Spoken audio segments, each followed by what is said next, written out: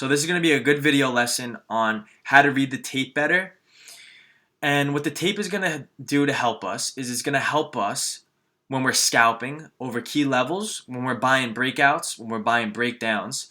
It's going to help us determine whether sellers are aggressive, are the buyers aggressive, is this possibly going to be a fake through type of play, or is this going to have some follow through because maybe the sellers aren't as aggressive as we first thought. So with the level 2, we have the time and sales, and the combination of both the level 2 and the time and sales, we're going to be able to efficiently be able to read the tape and possibly not get faked out as much as we normally do when we're longing or shorting a stock over some certain key levels that we are watching. So the first thing I want to introduce is the level 2, and the level 2 tells you a lot of information that you don't normally see from a candlestick chart or from any type of chart. So the first piece of information is the stock ticker symbol. As you can see on the top left, we're looking at Facebook, so you see FB. Then next to that is the current price of the stock, following the percentage that were up on the day and the points that were up on the day. And then all the way at the end, we have the bid versus the ask price, which tells us basically the bid versus the ask and how many shares are at the current inside bid and the current inside ask. So all the way to the left now, we have EX, which are the exchanges that the orders are being routed through. Now what this means is that if I were to sell, let's say, 500 shares, my order isn't going to get processed directly from my broker. What my broker does is it sends it to the exchange, and then the exchanges will put the orders out there on the order book, and you will be able to see it from the level 2. So all these things that we see on the level 2 are orders that are going to be placed. They are all limit orders. So the next we have the bid price, and what the bid price means is that the price that the buyers are willing to buy the stock for. So we're going to split the level 2 in half. We have the left side and then we have the right side. The left side are limit buy orders, and on the right side are limit sell orders. They're all limit orders on the level 2. When we're talking about the bids, we're talking about the buyers. So when we see bids all the way down the list, those are the bid prices, and that's the price that buyers are willing to buy the stock for. Now, next to the bid price, we have bid size, and what the bid size is that the amount of shares that the buyers are willing to buy. So if we see 1 on the bid size, it's going to technically be they're looking to buy 100 shares because we have to multiply whatever number we see by 100. If we see 10, then that is 1,000 shares. So we see this exchange, Edge X, an order is placed as a limit order for the price of $199.93, and they have a 10 size, which means they have 1,000 shares to buy at $199.93. And I'll illustrate a good example on how you could see this a little bit better as we move on to ThinkorSwim and how we're going to use the on-demand feature to see this better. But it's important just to know the left side are the buyers and what the bid price is versus the bid size. Now on the right side, we have the same thing, but the right side is the ask or the offer price, and it's where that the sellers are going to be. Again, we have the exchanges, it's where the orders are being routed through. Then we have the ask price. So the ask price is the price the sellers are willing to sell the stock for. If you see an ask price for $200, then someone's looking to sell the stock at $200. Then the size, like the bid side, we have the ask size, and that's the amount of shares the sellers want to sell, and we have to multiply that by 100. So if I was to put a limit order at $200 for 333 size, you have to multiply 333 by 100, and I think that's 33,000. So there's someone looking to sell 33,000 shares at $200. There's someone look to sell, I guess, 323,000 shares at $200, and then there's someone looking to sell 21,000 shares at $200. So you're going to be able to see the order book with the level 2, and you're going to be able to see where the sellers are stacked up and where the buyers are stacked up. Is it at a key level? And then as we get into the on-demand feature, you're going to be able to see what I mean by are they aggressive or are they weak. So next thing I want to look at is the time and sales. So what the time and sales shows is time. It shows the time the orders are being placed. It shows the price that they are being placed at. And they show the shares of a stock that's being bought or sold. So when we're looking at the time of sales, it's all market orders. So when we see an order pop up on the time and sales, it's an order that is being filled by one of these sellers or one of these buyers. So for a ticket to come up on here, it has to be a market order that already hit one of these buyers or already hit one of these sellers. So these are all market orders. And when you see green, that doesn't mean that there's someone that bought. And when you see red, it doesn't mean somebody sold. What the green and red illustrates here is if the last price of the ticket that came through is higher than the last. If it's lower, it's going to be red. If it's higher, it's going to be green.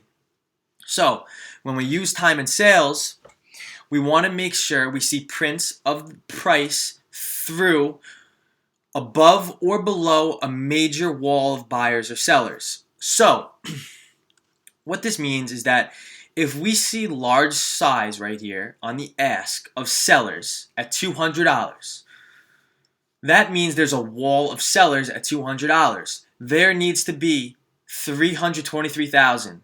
There needs to be 33,000. There needs to be 21,000.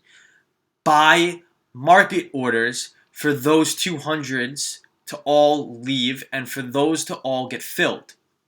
So if I was to come and market order, let's say, this is an unrealistic number, but 10 million shares to buy Facebook, and these all get wiped out, you'll see my orders coming through. You might not see it all at once, but you'll see them all scattered through, and you'll see them at $200.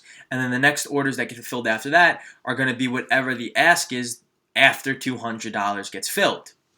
So think of this as a wall if you're thinking about the sellers on the ask or the offer. That's a wall. They have so many shares at a limit order, and if the stock can't breach that level, then it's going to come down because you have a greater supply than demand. So the same thing is on the bid side. Think of the bid as a wall of buyers. If a stock is coming down, stock keeps coming down, down, down.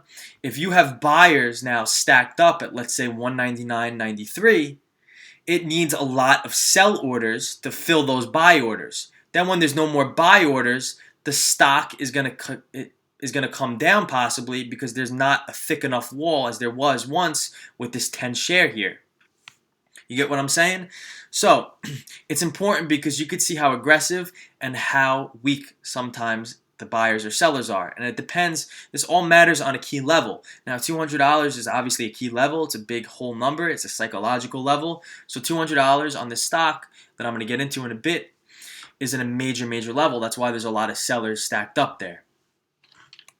So if we're watching this 200 level, we want to see prints come in for $200 and we want to see prints come in for above $200 because what that means is that the stock is strong, the buyers are outweighing the sellers gave that $200 level up, and buyers are now in control, and now we could possibly have follow through on the way up. Now, because there's so much size here on a 200 to sell, we want to see volume coming in on the time and sales. We want to see this level print fast with greens, and you want to see over 200, and you want to see the ask size get wiped out at 200, and you want to see old resistance become new support.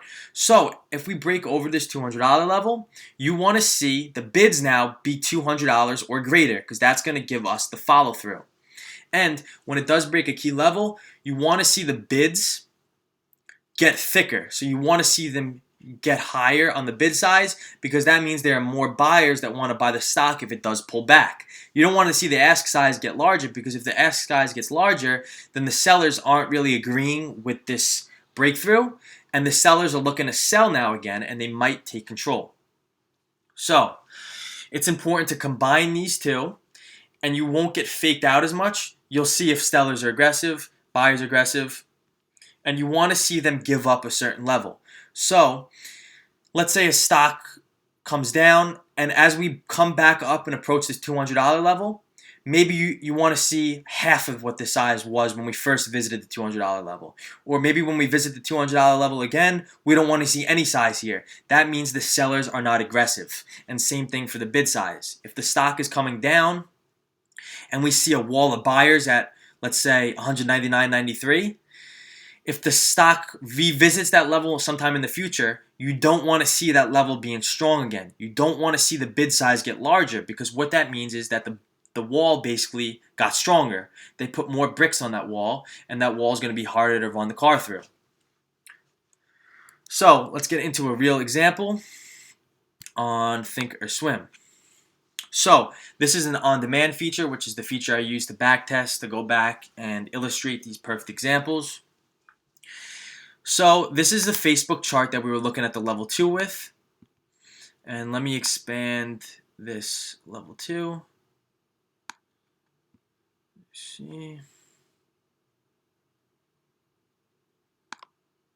Okay, so I have $200 marked as a key level. It's a major resistance point that we rejected 3 or 4 days ago. $200, like I said, is a whole number. It's a psychological level. So you guys are going to see the reaction that we get on the level 2 when we came to that $200 level. I don't know why I can't expand. There we go. And you guys are going to see the prints coming through on the time and sales, and you're going to see how the $200 level acted as a wall of sellers. And you guys are going to see how aggressive the buyers were that took over that $200 level. So I'm going to play this here, and you guys are going to see the quotes like it's real time, like we're living it back 9:34, 9:35 on November 25th. So we're going to get closer to that $200 level, and it's important to watch the level 2. Now we're talking about a level on the upside, so we're talking about the offer or the ask, because it's going to be a wall. It's a resistance level. And we're talking about resistance. We're talking about previous sellers. So that is going to be on the ask side. So watch when we get closer to $200. So automatically we see a 19, then he goes away. Got above that level. Now we have a 10 at 199.98. I'm going to pause the video right here. Perfect. This is the exact screenshot you guys saw last time. So the stock comes up, volume is increasing, and now we have 200 on the ask, and we're at the $200 key level. So what we want to see is the level 2, the time and sales. We want to see prints come in for $200 or greater. We want to see the bids get above 200, and we want to see these ask size, this thick ask size, the thick wall of sellers. We want to see them disappear. We want to see them get weaker. We want to see them lessen or get thinner. Now, what market makers do is sometimes they'll spoof an order. So watch what I can do really fast. If I wanted to sell, let's say, 600 shares at 215. I don't know why it's not letting me sell. But if I wanted to sell, let's say, 600 shares at $200.15, what you guys are going to see is an order come up on the level 2 all the way down here at $200.15 for the number 6, because I wanted to sell 600 shares at that price. So these are all sell orders at $200. What market makers do is sometimes they'll spoof an order and they will scare retail traders out. So all it takes is for them to put a huge order here, and before the stock comes up to that level, for them to remove their order, and that order that we saw down here is not even going to exist anymore. We're not going to see it. That's called spoofing orders. And they do that to trick retail out, to scare them, to shake them out. So watch when we get past this $200 level.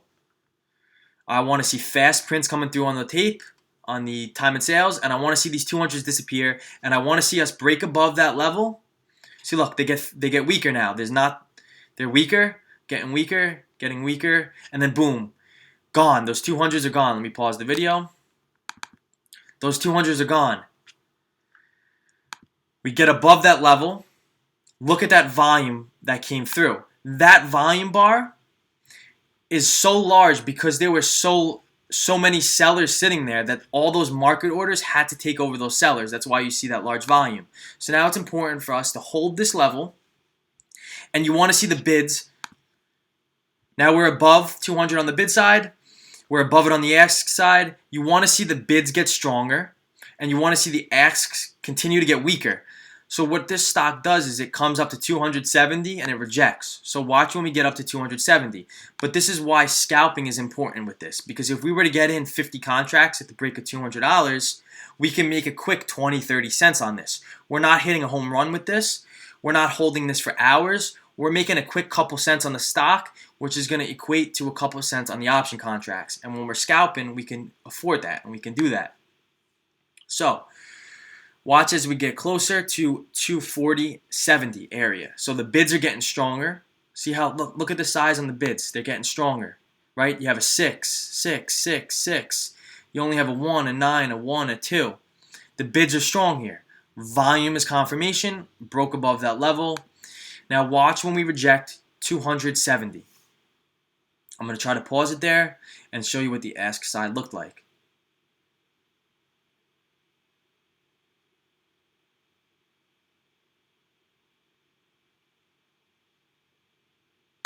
Okay, right here. 290. You have a 20, you have a 20, and look, the bids are not as strong. There aren't enough buyers going to hold this stock up if we do pull back. So they're thin on the bid and they're thick on the ask, which means it's going to be harder to break through on the long side. And I'm going to fast forward this and show you that that was going to be the high until we pulled back because those large sellers. And then look, we pull back from there. So this is an efficient way to scalp a stock by looking at the level 2, by looking at the time and sales. If you can make 20, 30, 40 cents on the option contracts with 20, 30, 40, 50 contracts, you do that one time a week and there goes your day job. You could get rid of it. So it's important to know key levels. This only works really on important key levels that a lot of traders are watching. This can be support or resistance levels. This could be moving average points. This could be supply or demand zones. But it's important for it to be a key level that where there are going to be either a large amount of buyers or a large amount of sellers. I hope this video helped. Please subscribe to my channel. Give this video a like. I really want to help you guys out. And by subscribing to my channel, liking the video, it really just fuels me more to make better and more videos. So thank you.